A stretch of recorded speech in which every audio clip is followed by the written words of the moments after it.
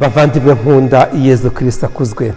Kuva ku wa gatatu w'ivu twatangiye iki gihe gikomeye cy'igisibo, igihe Imana iduha kugira ngo twongere dutekereze ku isengesho, turyongere kandi ribe isengesho bivuye ku mutima, twongere kandi dusibe cyane cyane twirukana muri twebwe ibyo bintu byose bituma ubukristo bwacu budindira, amashyari, inzangano, amacakubiri, ubwikunde, ibyo byose tubikure mu buzima bwacu kugira ngo twongere tugarure bwa bwigenge Imana iduha, hanyuma twakwigenga bya nyabyo, urugendo rwacu rukoroha kandi rukaryoha. Ivanjiri y'uyu munsi iratubwira, twayigiramo ibintu bitatu by'ingenzi. Icya mbere iratubwira iti ngo Yezu mu butayu ngo yari ari kumwe n'inyamaswa zo mu gasozi kandi nta kintu zamutwaraga.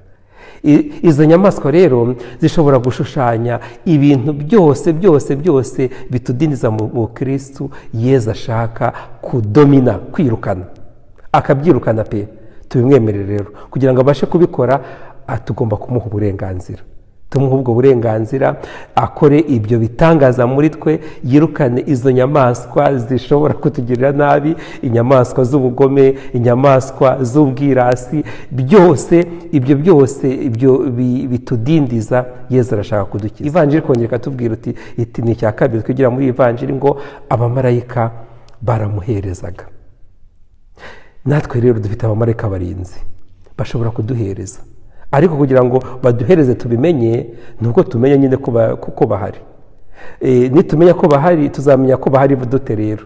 Tuzamenya ko bahari igihe cyose tugarukiye Imana, kuko aho Imana iri n'abamarayika bayo baba bahari. Ariko reka tunabivuge gutyo, ahubwo Imana yohereza abamarayika bayo kugira ngo bongere batugaragarize yuko yo ubwayo tugendana.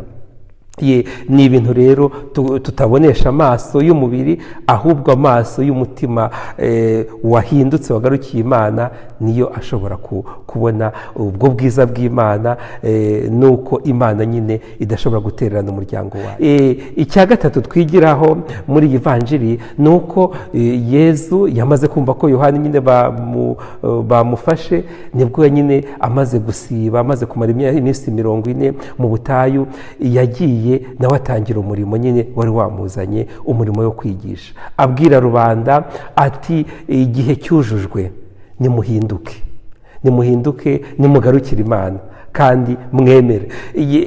Buri wese rero afite misiyo, ubutumwa Imana imuha.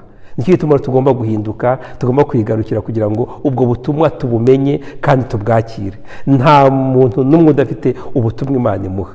Ntabwo ubutumwa mvuga ari ubutumwa gusa bw'abihaye Imana, bw'abasaseredoti, ahubwo buri wese atekereze ku murimo yaba akora, kuko nabwo ni ubutumwa Imana imuha. Kandi uwo murimo nuwukora neza, ukakubera uburyo bwo kwitagatifuza, uzaba wagikoze.